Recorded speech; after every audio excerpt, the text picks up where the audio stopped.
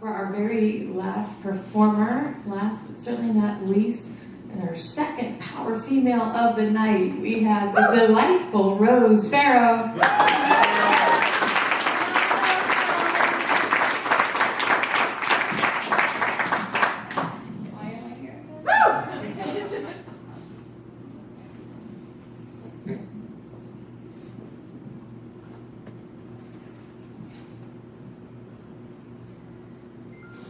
19, I had the bold idea that if I could become a Marine, I could do anything. And as I stood there a few months later on those famous yellow footprints, I started giggling nervously at the chaos erupting around me. And I was immediately thrown back to that time. I told my mom exactly what I had done. Her response was just hysterical crying. A few years later, I had to call my mom and tell her I was pregnant. Not with one kid, but with two. Now, I was the one crying hysterically into the phone as she laughed as I had never heard anyone laugh. It was a cackle. Never heard a laugh so loud in my life, and it went on.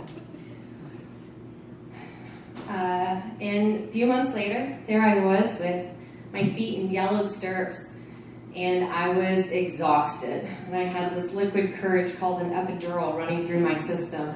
And I looked at these beautiful babies, and I thought, I'm a Marine. I totally got this. I wasn't wrong. It wasn't right. It mostly dawned on me about 15 months later when I was standing in the kitchen and my goal was to cook dinner safely. That means no children trying to ascend you. So I put up the baby gate and proceeded cooking. I saw something out of the corner of my eye, and I saw that it had begun. It was officially 2 against 1. There was Audrey on the floor on all fours and Adeline crawling on her, putting up a chicken wing and then a leg and scaling the baby gate. She toddled over to me, kissed her, and I realized that I was now a prisoner of this war. It was confirmed a couple years later when we were kicked out of the Smithsonian for climbing on a rocket. At that time, I decided to take a break from outdoor activities and we'll stick to playgrounds with fences. A few years later, around the age of 5, we had watched our share of Disney movies, and we were currently stuck on Brave.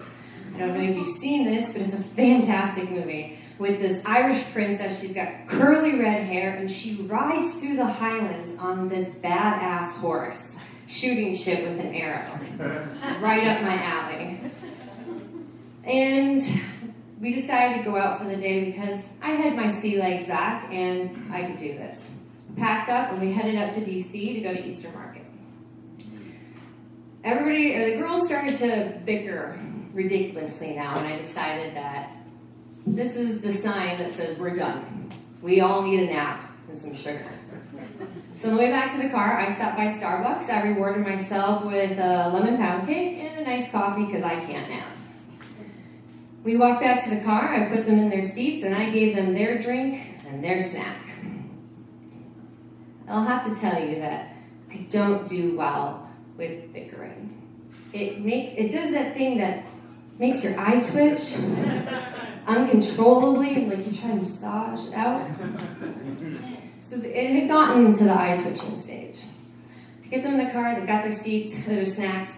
We all have our safety harnesses on, and I check my mirrors, okay? I put my car into drive, and as I pull out, there goes a cyclist zooming past me, and I almost hit it. I step on the brakes, everything goes flying. Oh my God, my heart is racing at this point. I almost took out a cyclist. Now there's snacks on the floor, and I've committed the biggest mom sin ever when kids are hungry. They start arguing and bickering, and I'm like, come on guys, just, and then they keep going. I go, you know what, that's it. And they kind of look at me, because I'd said it with that mom voice, but it bordered on Marine voice. And they look at them. I go, do you see this? And I held it up. It was the lemon cake, but it was a witch cake now. See, I'm brave when Merida didn't want to do what her mother told her to do, which was marry a prince, because she's this arrow-wielding princess. She went into the woods, found a witch, and bought a cake that would change her fate. She feeds it to her mom, watching, saying, what's going to happen next? Do you know what happens? She turns into a big-ass black bear, tears apart the castle, and they go on this adventure. They reconcile, and she goes back to being a mom.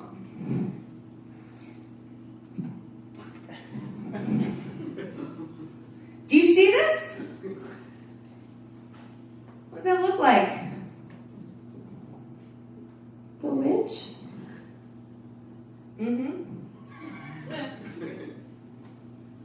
I need you to be quiet. I don't know if you guys have driven through DC with mini terrorists in your backseat, but it's stressful.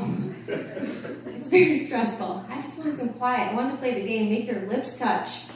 And so, yes, it is from the witch, and I'm about to change her fate.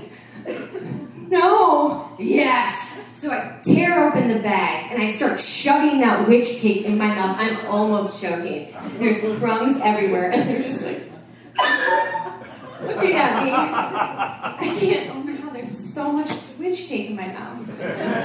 And I start turning into a bear. My skin is too tight, and there's hair growing. And the girls are looking at me. I said, just be quiet. Amy Edison, we'll be quiet, Bob. I said, you promise. They hand back the snacks they were fighting over, so I know it was good now. Okay, so I grab my iced coffee, because this is the remedy. I'll drink it, but you have to promise. Okay, I'm shaking it at them because I want that sugar to get mixed up, so that first sip is amazing. I earned this. Shake it and drink it. That's.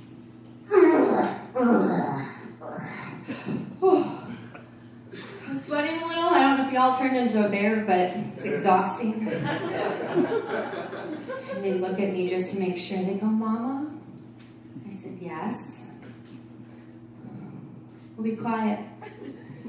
Good, because I've got more witch cake and I'm all out of coffee. But as I drove home, they were knocked out. I scared all the energy out of them. And I sang to the Disney soundtrack. And I was thinking, what am I going to do when Disney doesn't cut it? And I realized that I'm still a Marine. And I can dig down and I'll find something. But I'll also take suggestions afterwards.